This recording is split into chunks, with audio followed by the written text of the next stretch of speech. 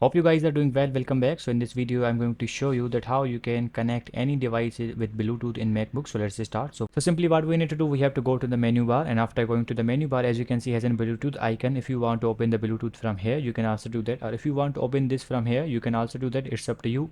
For example, I'm going to click on this Bluetooth device. So let's click on this, and you will see your connected devices here. We want to open because we want to connect a new device. So let's click on this. As you can see, after clicking on this here, you will see your all active devices of Bluetooth. If you want to connect a new device, then simply you have to click on this.